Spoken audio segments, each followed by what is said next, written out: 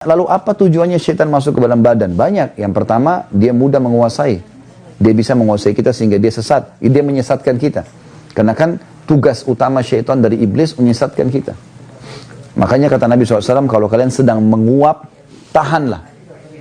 Baik tahan dengan bibir atau kita tahan dengan tangan. Karena kalau dia buka, maka syaitan akan masuk ke dalam tubuhnya dan menguasainya. Bismillahirrahmanirrahim. Kalau syaitan yang masuk ke dalam tubuh manusia, sering mengganggu pikiran atau was-was atau membuat takut dan seterusnya, ini harus diruqyah atau seperti apa? Jadi kita bahas dulu satu persatu ya. Ada orang kesurupan syaitan, itu karena syaitannya yang iseng. Ya. Jadi syaitan iseng, dan ini biasanya dia bisa masuk kalau kita jauh dari ibadah. Ya, kita jauh dari ibadah. Misalnya memang kita nggak pernah zikir pagi sore, sholatnya bolong-bolong, segala macam.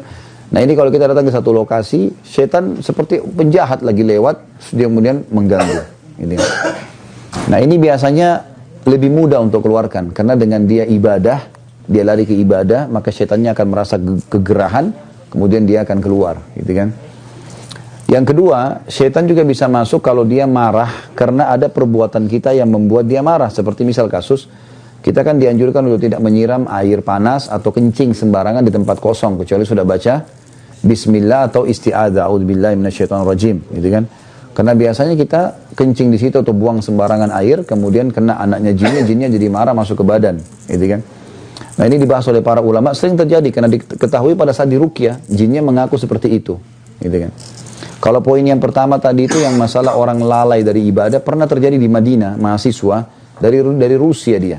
Saya masih ingat dulu, subhanallah anak ini setiap kali azan maghrib, nggak ke masjid. Dia malah tunggu azan maghrib, lalu dia masuk mandi di kamar mandi. Berulang-ulang terjadi. Akhirnya dia kesurupan. Kesurupan, kemasukan jin. Lalu dibawa kepada seorang peruqyah di salah satu di sudut kota Madinah, ada di bawah gunung, namanya Syekh Abdullah. Beliau kadang-kadang kalau ruqyah sering direkam gitu kan. Maka dibawalah ke sana. Lalu waktu di ruqyah, jinnya mengaku kalau orang ini selalu lalai. Lagi azan dia pergi masuk kamar mandi tempat kami masuk menyelamatkan diri. Saya lihat orang ini buka diri, yang terbuka, maka saya masuk. Dan kalau ditanya dalam badan banyak. Yang pertama, dia mudah menguasai. Dia bisa menguasai kita sehingga dia sesat. Dia menyesatkan kita. Karena kan tugas utama syaitan dari iblis menyesatkan kita. Makanya kata Nabi SAW, kalau kalian sedang menguap, tahanlah. Baik tahan dengan bibir atau kita tahan dengan tangan. Karena kalau dia buka, maka syaitan akan masuk ke dalam tubuhnya dan menguasainya. Jadi bisa menguasai sebenarnya gitu kan. Apalagi kalau lagi sholat. Jadi ini contoh-contoh. Jadi yang pertama, bisa saja karena kelalaian kita, maka dia masuk. Yang kedua, karena dia iseng gitu kan. Yang ketiga, karena dasarnya kitanya manggil-manggil. Kitanya suka manggil-manggil. Ya. Ini biasanya orang yang kayak semua kasih sesajen di gunung-gunung, di gua, di lautan, lalu dia panggil-panggil, wahai penjaga gua, apalah penjaga gunung, panggil-panggil namanya. Nah ini biasa kena panggil-panggil, nanti dia bisa kesurupan, gitu kan? Kesurupan. Yang keempat, dia ditransfer oleh orang lain, seperti tenaga dalam, ya.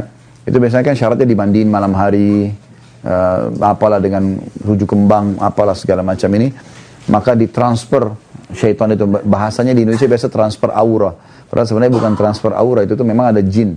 Karena rata-rata teman-teman yang pernah belajar ini, tenaga dalam, segala macam, mandi tengah malam, ini begitu kami ajarin ruqyah, begitu dia ruqyah, dia muntah-muntah. Reaksinya sendiri ada. Gitu. Jadi memang reaksi itu bisa terjadi. Ini termasuk bisa.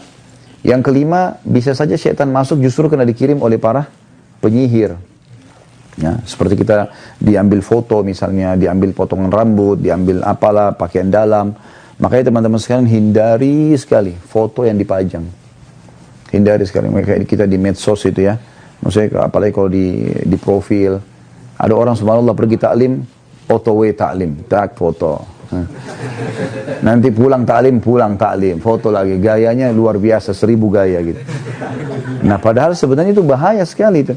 Karena kalau ada orang yang hasut sama kita atau malah suka dengan kita, dia bisa ambil foto profil itu, dia sihir. Sudah cukup untuk menjadi alat sihir.